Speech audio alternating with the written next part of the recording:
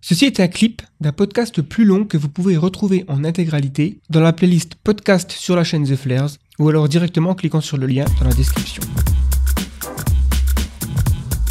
Ces dernières 20 minutes, là, on a beaucoup parlé de ce sujet qui visait à envisager le futur. Et, euh, et c'est, enfin, en fait, c'est l'objet de toutes tes vidéos. Et souvent, dans les commentaires, il y a des auditeurs qui relèvent ton optimisme important et qui disent, enfin, vraiment, je souhaiterais que ce soit comme tu le dis, mais moi, je ne peux pas être aussi optimiste que toi. Comment est-ce que tu considères ton optimisme et dans quelle mesure est-ce que, selon toi, il y a une part de... Alors, en anglais, on dit la self-deception. Est-ce que enfin, en tout cas, peut-être le fait d'avoir des illusions parfois sur le futur et comment tu te positionnes par rapport à ça et selon toi, est-ce que c'est nécessaire parfois d'avoir des illusions ou au contraire, est-ce qu'il faut uniquement se faire une opinion sur le futur et un enthousiasme sur le futur ou non en raison uniquement des faits?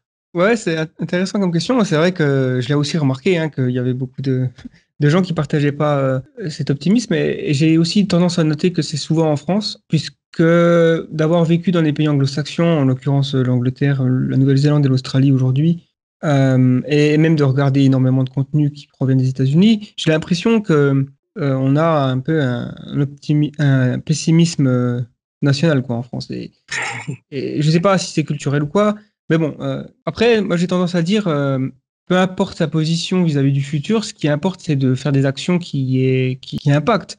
C'est-à-dire, si être pessimiste, ça veut dire baisser les bras et ne rien faire, parce on considère que la tâche est trop insurmontable, alors vaut mieux être optimiste. Si être optimiste, c'est se dire que tout ira bien, peu importe ce qu'on fait, que les choses vont se régler d'elles-mêmes, enfin, en gros, vaut mieux être pessimiste dans ce cas. Voilà, pour moi, c'est toute une question de balance. Ma définition de l'optimisme, c'est celle que j'utilise le plus souvent et celle que j'aime le plus. Elle vient en fait d'un physicien qui s'appelle David Deutsch. Et en gros, grosso modo, pour lui, un optimisme, c'est quelqu'un qui reconnaît que tous les problèmes qui ont eu lieu et qui auront lieu viennent d'un manque de connaissances. Et donc, pour moi, ça me donne énormément d'optimisme, ce genre de... Parce que ça veut dire que s'il y a un problème et qu'on n'a pas suffisamment les connaissances, alors ça reste un problème. Mais à partir du moment où on développe les connaissances, on résout ce problème. Et si on regarde le passé, c'est un peu ce qui est arrivé, quoi. Pourquoi les gens, ils avaient beaucoup de mal à nourrir leur population et qu'il y avait beaucoup de famine? Parce qu'ils n'avaient pas la connaissance des techniques d'agriculture qu'on a aujourd'hui. Et donc, j'ai l'impression qu'il y a énormément de problèmes aujourd'hui qui ont des solutions, soit des solutions qui sont hypothétiques. Et là, bon, faut être un peu prudent, mais il y a aussi clairement des angles d'attaque sur les problèmes, voilà, qui ont démontré leur efficacité. Je parle par exemple pour les énergies fossiles. Je pense pas qu'il faille regarder trop loin, puisqu'on a déjà des solutions comme les énergies renouvelables et il y a aussi des espoirs avec d'autres technologies plus hypothétiques comme la fusion nucléaire. Mais encore une fois, c'est une question de savoir qu'est-ce qu'il est possible selon les lois de la physique. Ouais. Alors après, j'ai tendance aussi à ne pas forcément révéler certaines inquiétudes, puisque bon, le ton de la chaîne est quand même assez optimiste, mais j'ai forcément des inquiétudes. Et des jours, je me demande si on arrivera à faire face au réchauffement climatique, si c'est pas quelque chose qui a déjà, on va dire, qui est dans un processus de non-retour ou quelque chose comme ça. Et encore une fois, le réchauffement climatique, je considère que c'est pas forcément un problème existentiel. Je veux dire, j'imagine pas que la planète va se transformer en Vénus et que la vie sur Terre sera impossible. Je pense que ça sera juste plus difficile à vivre avec le niveau de vie qu'on a aujourd'hui. Et la crainte que j'ai la plus grande, c'est les mouvements migratoires qu'il va avoir, qui pourraient voilà, déstabiliser la planète, notamment au niveau géopolitique. Et donc après, que ça peut engendrer des conflits, cette espèce de boule de neige qui fait, voilà, qui s'agrandit, qui fait une cascade d'effets pervers. Ça me fait assez peur. Et aussi, j'ai une partie de moi qui est extrêmement optimiste sur l'intelligence artificielle, mais il y a aussi une grosse partie de moi qui est très inquiet sur le problème du contrôle et l'alignement des valeurs. C'est surtout en écoutant des gens très intelligents qui sont dans ce domaine. Si eux, ils sont inquiets, ça me donne beaucoup de raisons de l'être aussi, quoi. Ouais. Mais enfin, voilà, c'est un peu pour résumer d'où vient mon optimisme aussi. Je préfère. Personnellement, c'est aussi. J'ai l'impression que l'optimisme a souvent été un moteur dans l'innovation.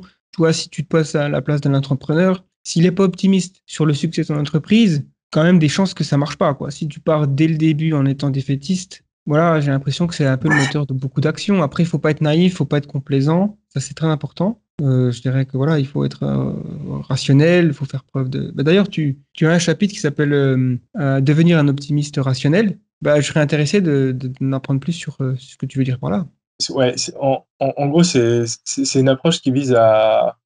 En gros, j'essaie de poser la question de comment éviter de ne pas se tromper soi-même pour être optimiste, quoi. C'est vrai que Mhm. la plupart du temps, être optimiste, ça consiste à statuer sur le futur et à considérer que il va être d'une telle ou telle manière.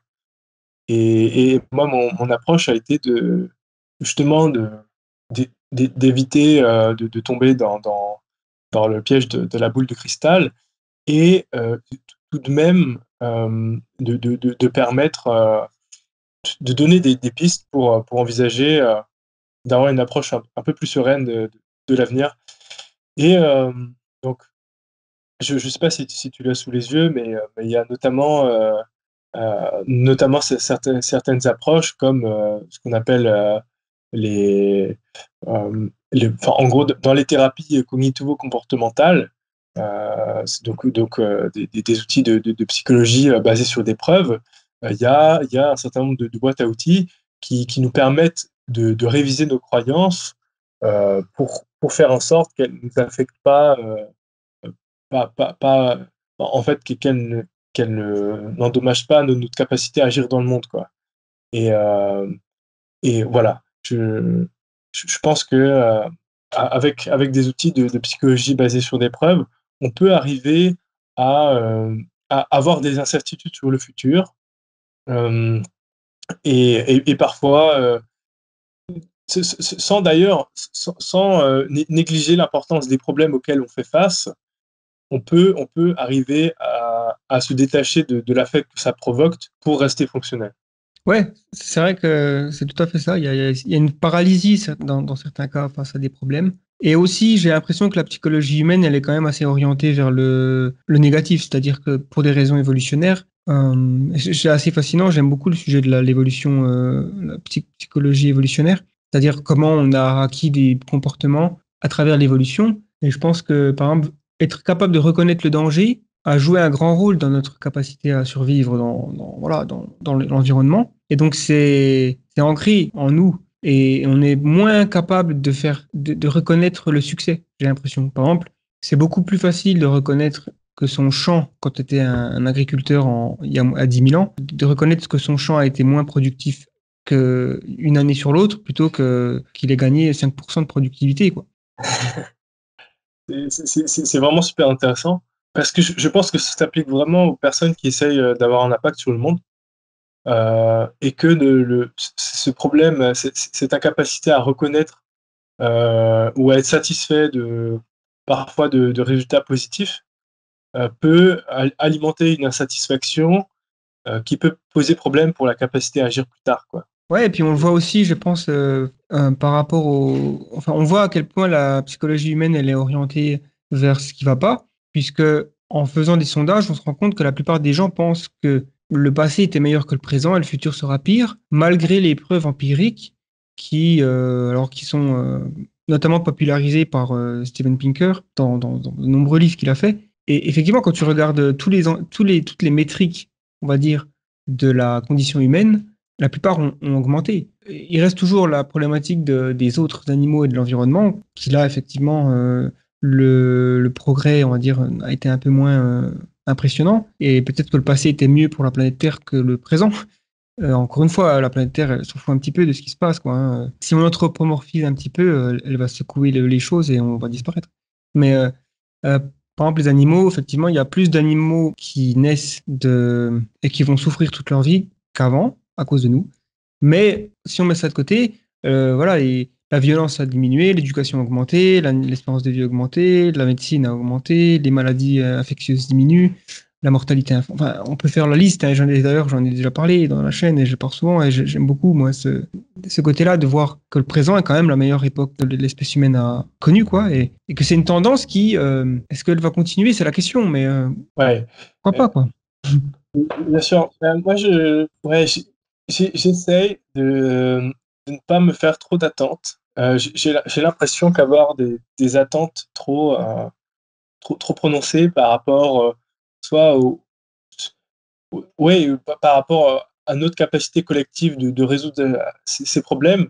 Euh, ouais, j'ai l'impression qu'avoir trop d'attentes pourrait causer énormément de déception. Mais oui, oui, parfois je suis un peu perdu entre le fait d'avoir ces attentes ou au contraire considérer purement et simplement les chances qu'on a de résoudre certains problèmes. Par exemple, voilà, regarder purement, ok, il y a 1% de chance estimée qu'il y ait, qu'il y ait un réchauffement climatique extrême d'ici la fin du siècle. Euh, tu vois, parfois ça peut être vraiment difficile de considérer uniquement les faits et c'est très dur de se positionner pour agir durablement. Euh, Finalement, l'approche que j'ai développée, c'est de placer ses billes, c'est-à-dire de faire des choses. Là, en l'occurrence, de m'investir dans la viande cultivée, dans la promotion de l'altruisme efficace, et, mais- mais- et, sans pour autant avoir de certitude sur les résultats que ça aura, mais à intervalles réguliers, regarder, oh, bon, est-ce que ce que je fais marche ou non? Parce que je pense que c'est nécessaire et que ça permet de se remettre en question. Mais en revanche, être obsédé tous les jours par le fait que ce qu'on fait marche et obtient les résultats attendus, ça peut être assez problématique parce que, par exemple, au cours des prochains mois, quand on va lancer Agriculture cellulaire France, je pense qu'il y aura des réactions qui ne seront pas forcément, on va dire, sympathiques vis-à-vis de cette technologie. Et ça peut être entendable, mais je pense que ça serait extrêmement décevant si tous les jours, en me levant, je m'attendais à des résultats extrêmement positifs.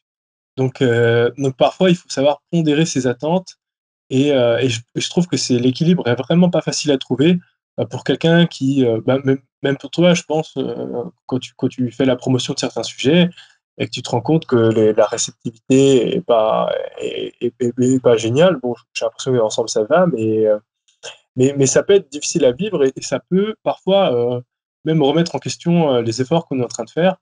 Et donc, j'ai l'impression une approche intéressante consiste à justement limiter nos attentes sur les résultats de ce qu'on fait, mais tout de même regarder les résultats de temps à autre.